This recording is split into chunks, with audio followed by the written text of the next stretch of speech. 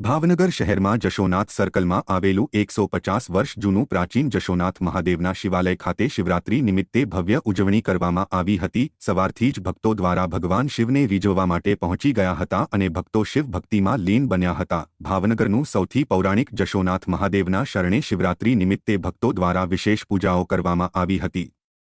જળ, દૂધ, બિલ્લી વગેરે દ્વારા ભગવાનના રુદ્રાભિષેક કરવામાં આવ્યા હતા। આમ ભગવાન શિવને રીઝવવાનો પ્રયાસ જશોનાથ મહાદેવના શરણે થયો હતો।